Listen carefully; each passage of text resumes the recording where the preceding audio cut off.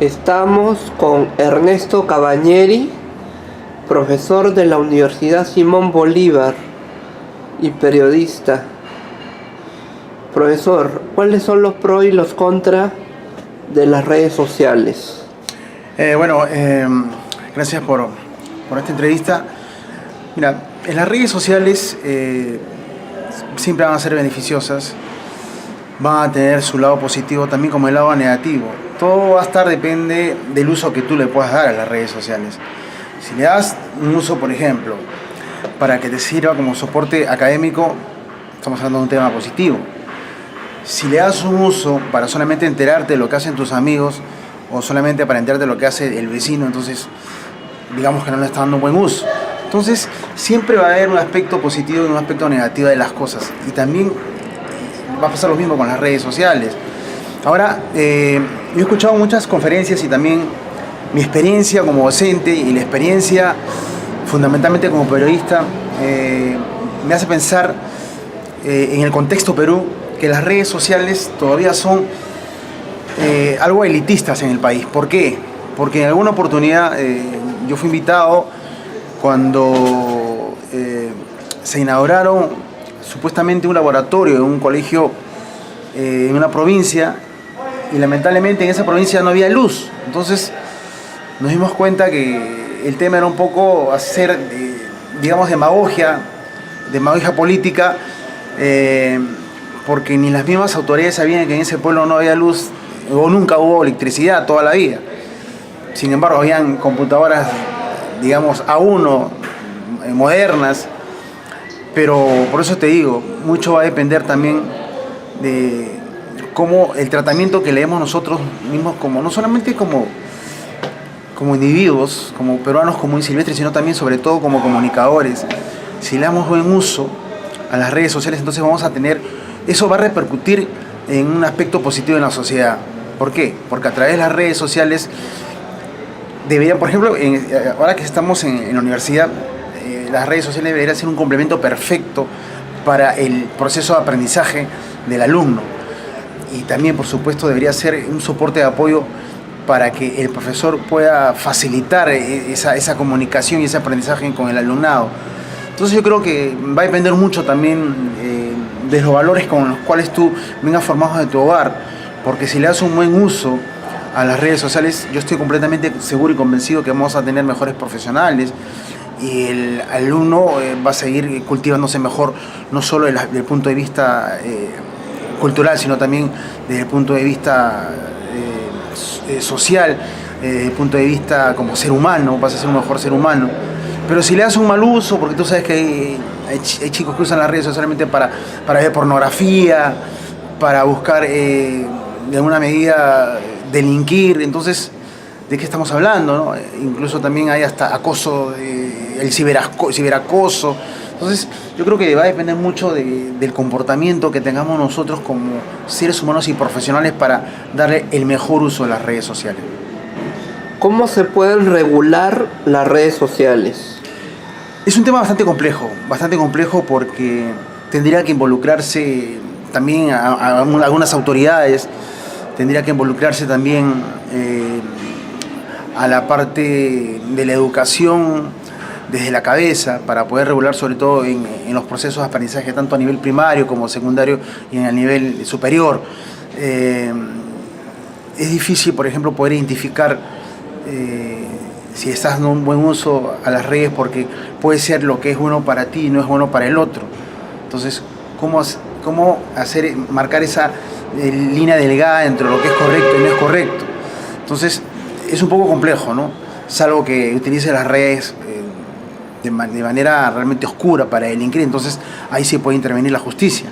Pero desde otro punto de vista creo que es una situación bastante compleja. Va a depender mucho también de la influencia del docente, ¿no? El docente, si guía bien al estudiante, si es un buen facilitador de aprendizaje, yo creo que el estudiante no tiene por qué hacerse problemas y va a tener sobre todo la certeza de que el uso que se tiene que dar a las redes sociales tiene que ser de manera positiva. ¿Qué males podría acarrear el mal uso de las redes sociales? Primero que hay que evitar también el aspecto adictivo, ¿no? Hay mucha gente que está en las redes sociales para interactuar con sus amigos solamente, o para estar en estos juegos en línea que son realmente muy perjudiciales para los estudiantes. No solamente para los estudiantes, ¿no? Para cualquier ser humano, ¿no? Cuando cruzamos esa valla y nos convertimos en ciberadictos, entonces estamos en un grave problema. Entonces yo creo que primero, antes de pensar en la regulación, hay que pensar en la autorregulación, y eso parte de uno mismo. ¿Qué tan perjudicial es la ansiedad por postear y no saber qué postear? Ahora el problema es ese, ¿no? Cuando tú identificas que hay cierta ansiedad en tu comportamiento con respecto a las redes sociales para postear o para utilizarla en cualquier aspecto, entonces tienes que identificar que hay un problema ahí. Definitivamente un problema, ¿no? Porque si tienes ansiedad, la ansiedad corresponde a un aspecto negativo de la conducta del ser humano. Entonces hay que tener mucho cuidado con eso. Entonces vas a tener probablemente primero que recibir consejo de un docente que te inspire confianza, o de tu padre, o de tu madre, o a lo mejor un hermano mayor. Y si eres realmente responsable, conjuntamente con esa persona de confianza vas a poder identificar que tienes un problema. Y si tienes un problema, es probable que tengas la necesidad de acudir a un profesional que te pueda ayudar en este sentido. Entonces, yo creo que hay situaciones en las que uno tiene que ser lo suficientemente responsable para saber si está o no está cruzando esa línea entre lo correcto y lo incorrecto. ¿Se puede llegar a un cierto grado de insomnio por el mal uso de las redes sociales? Por supuesto, y eso es en este momento probablemente uno de los males de mayor identificación, porque tú vas a cualquier hogar peruano y el papá y la mamá saben perfectamente que si el hijo se está acostando tarde por estar muy metido en el tema de las redes. Entonces, el primer paso para identificar un aspecto negativo en esta situación son los familiares. Es el familiar directo del joven o el estudiante afectado. Entonces, yo creo que sí se puede identificar de manera, digamos, rápida una situación como esta. Pero yo estoy completamente convencido que el primer paso para hacer las cosas bien y utilizar las redes de manera positiva, antes que la regulación es la autorregulación. ¿Cómo enfrentar casos de pedofilia y acoso cibernético? Bueno, eso está concentrando al terreno ya de hablar con las autoridades competentes, ¿no?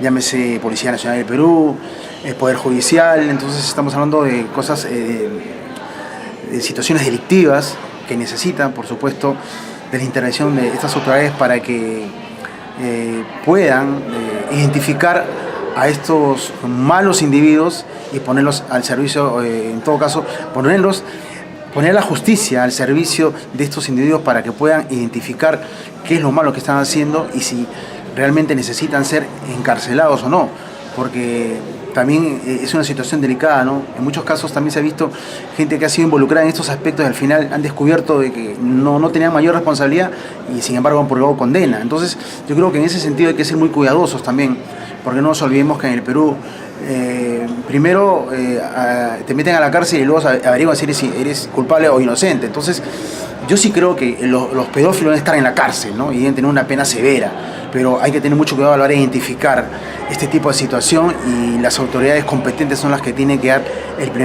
no solamente el primer paso, sino todos los pasos para poder desterrar a estos malos individuos que utilizan las redes de manera realmente muy negativa, y por supuesto afectando a jóvenes y niños que por lo general son, digamos, entre comillas, las víctimas potenciales de estos individuos, ¿no?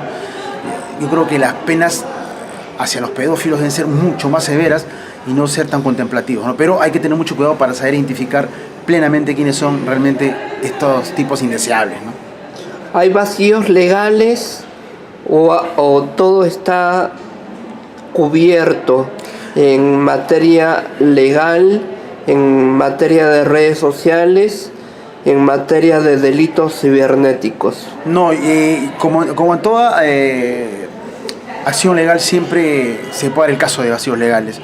Entonces estas situaciones tienen que ser analizadas por gente capaz, competente, por jurisconsultos que realmente conozcan los diversos puntos de la materia a identificar y a tratar, porque yo estoy convencido de que nuestras autoridades en educación deben estar bien asesoradas también por abogados que sepan qué pena aplicar o en todo caso cómo llevar a cabo un proceso de esta naturaleza.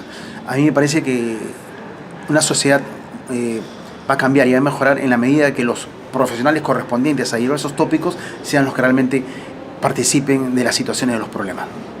Ahora, por otro lado, diversos estudios también señalan que las redes sociales llegan a relajar el estado anímico y ponen a la persona en un estado ecuánime, dispuesta a realizar todo tipo de tareas. Pero eso, ¿qué tan válido es eso?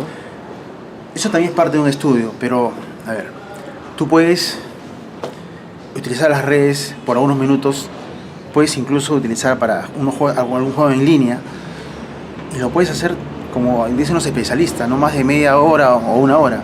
Pero si estás 3, 4, 5, 6, 7 horas o todo el día, entonces tienes un problema de adicción. Entonces hay que tener mucho cuidado. Entonces, si bien es cierto, tú puedes estar estudiando mucho porque tienes un examen, se tienen los parciales o los exámenes finales, y por un momento deseas relajarte y vas a tu computadora y comienzas a jugar o comunicarte con tus compañeros, perfecto, siempre y cuando que lo hagas de manera, digamos, responsable, calculando incluso los tiempos. A lo mejor, como hace por ejemplo un amigo con su hijo, cuando el hijo quiere estar en la computadora le pone límites y para eso pone la alarma, sabe que después de 45 minutos ya no puede usar la computadora, salvo para fines estrictamente de aprendizaje o educativos. Entonces hay modalidades, pero para eso uno tiene que ser muy responsable, ¿no? Entonces por eso hablo mucho yo de la autorregulación. Gracias. Fue Ernesto Cabañeri, profesor de la Universidad Peruana Simón Bolívar y periodista del diario Todo Sport. Gracias.